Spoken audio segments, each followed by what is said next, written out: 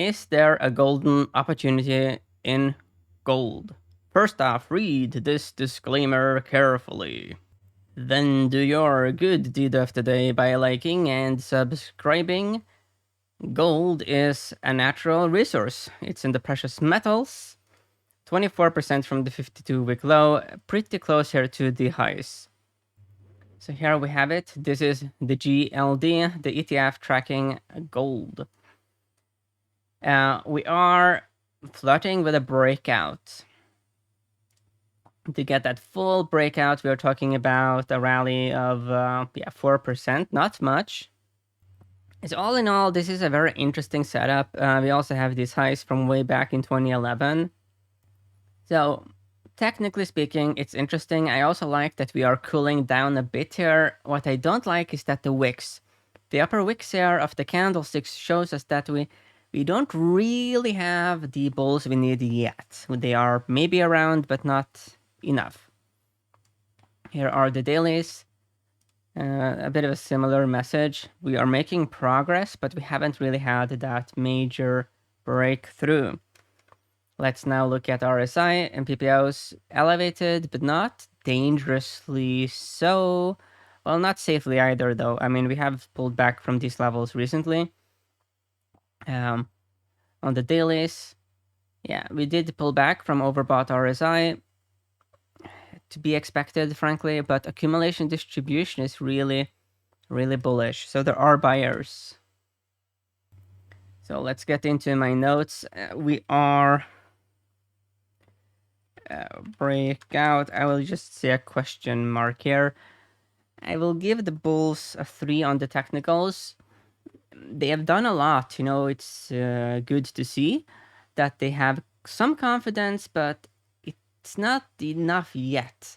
But a 3 is it's bullish. Here is the seasonality. To the left, the last 5 years in green, the last 7 years in blue, and 10 years in red. The seasonality is bullish into 8th of June. Nice to see. Corroborates the breakout thesis. May, so far 1.13%. May is, looking at the sum, it's one of the weaker months. June is also sort of like, not really bullish, but not super bearish either. It's a messy month. July and August, they are more clearly bullish. But that isn't now. We are in May.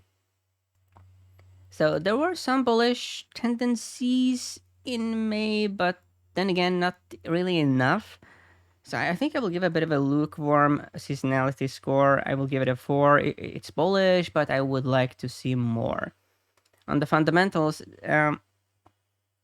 the thing is that gold is approaching now a breakout. I think that based on a different tool I used that I can't share here is enticing me to give this basically a 6 on the fundamentals. But a lot of the fundamentals are priced in at these levels. So let's actually set up this together there now. So this is the relative performance study when we look at statistical correlations between gold in this case and other securities. So comparing it with the SPY makes a lot of sense. Comparing it with the dollar index also makes sense. We might also compare it against silver. Gold and silver are often mentioned in the same conversation. So we have minus 3% correlation with S&P 500, so very weak. Well, it's very weak correlation, yeah. Basically, almost no correlation at all. Minus 30% with the dollar index also. There is a correlation, there is a link, but not something to make a big deal out of. With the silver, we have 58% positive. Short term, 76% with S&P 500. 92% negative with the dollar index and 86% positive with the silver. So silver and gold, they do have a strong, well, they have a correlation, a strong short term, more medium long term. So silver, it is pulling back. It's much weaker than gold. So the gold silver, ratio, it's something a lot of people have made a lot of a big deal out of. I do think it's something to look at, but bear in mind that the elites, the real powers that be, they hoard gold, not silver. So the real precious metal will just be gold. The danger thing with stacking silver is that it's very appealing to have like a larger quantity of a precious metal, but the reason why you can have so much more of silver is because it's cheaper.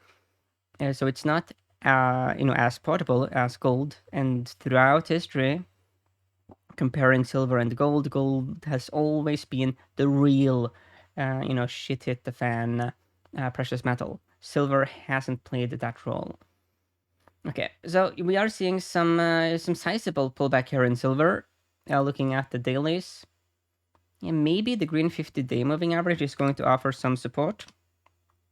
Testing it here, relevant here, here, here, here, here. Obviously, it matters.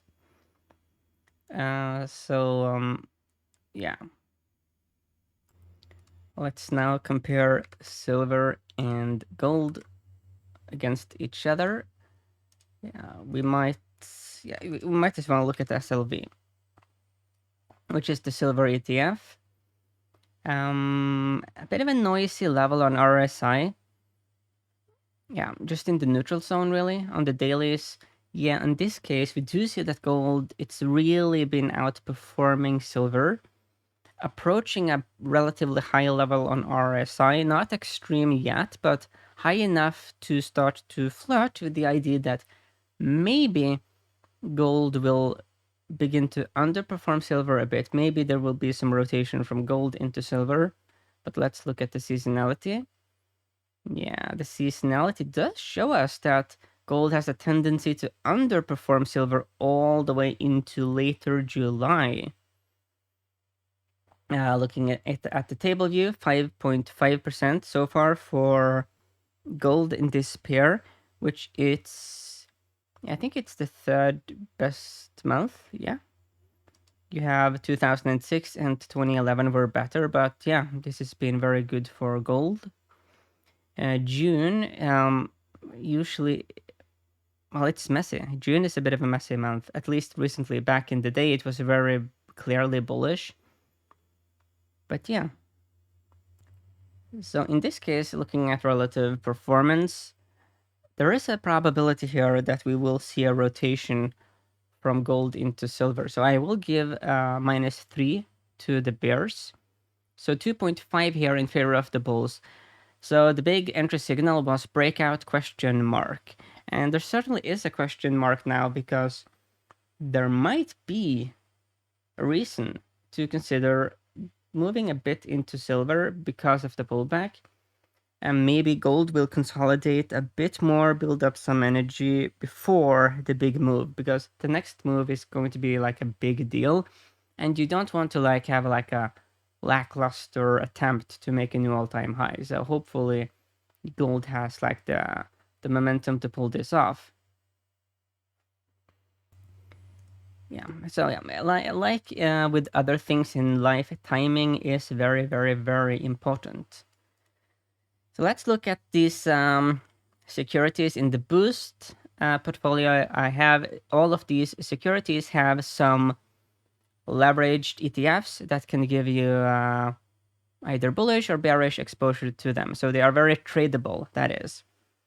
Let's look at Microsoft being in the news because of OpenAI. They're now a very serious competitor to Google. Very interesting to see that their logos are very similar. Looking at the colors. Yeah, that's very strange, really. I haven't noticed it, but now that I see them side by side, it's like, wow, they really have similar logos. Okay. So yeah, there's been a big move here. You see that there is a bit of a potential double. Well, this technically speaking, this is by definition a double top. That doesn't mean it's going to be bearish, but it is a double top. A double top is also where breakouts happen. So is this the setup for a breakout or is it a double top? Looking at the dailies, Yeah, not seeing anything dramatic so far. RSI on the weeklies could go higher. PPO, the purple PPO here, measuring the distance between price and the 20-week moving average, rather elevated.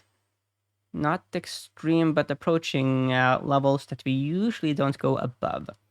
On the dailies, risky zone on the daily RSI here. We see some fatigue, some spooked behavior here from the bulls. Nothing dramatic. On the MACD, also very high. This is a level where we have seen bulls run out of momentum before. So there are some signs here that maybe we could see some cool down. The seasonality here to the left is not favorable. A bit bearish into late June. Table view so far 0.6% for May. But you see here in the sum that May is the third worst month for Microsoft. June recently been very bullish, except for last year. But some of the previous years been more bearish. July is the month that is like obviously bullish for Microsoft. So basically, the seasonality here is not really that attractive. Now, looking at the price book, still fairly low, and we are lower than the previous. So let's just get the accurate level to be absolutely sure. We are comparing it with March 2022. So here is, yeah, no, this is August. Where is March 2022? Yeah, here it is, okay. So looking at price book, price to sales, and also, well, and the price book, price to sales, we are significantly lower than we were during the previous high, which is bullish, right? In the sense that there is more value now. But looking at price earnings, we are at the same level. So price earnings kind of throws a bit of a wrench in that thesis, but price book and price to sales are also very like actively watched indicators and heavily traded as well. Looking at price targets, 7% above us is the average target. 7% rally, where that I'm absolutely certain that would be a full bore breakout. 7%, like that. Yeah, that would be a big move. So yeah, we have looked at gold, and then we ended up also looking at Microsoft. I do think that Microsoft it's a very interesting contender now with the partnership with OpenAI, because AI is big news. But will the breakout happen now, though, for Microsoft? Looking at the seasonality, some of the fundamentals didn't really corroborate the breakout happening. Maybe a bit of a cool down before the breakout. It's to be determined. But if you don't have a position on Microsoft now, then I wouldn't want to like buy it in case we have a breakout. The current setup is nice if you are bullish, but if I did have a sizable position, I would certainly consider having some kind of hedge until the breakout is more confirmed. So what one could do, of course, is to get into like option strategies where you collect some premium, and benefiting from the time decay of options, which would be beneficial if the breakout takes a bit of time. But yeah, I do like having hedges in place if I have a nice bullish gain and we are attempting a breakout, and that's simply because of the fact that there's a lot of securities in the market, and it's impossible for the majority of them to continue to make new all-time highs.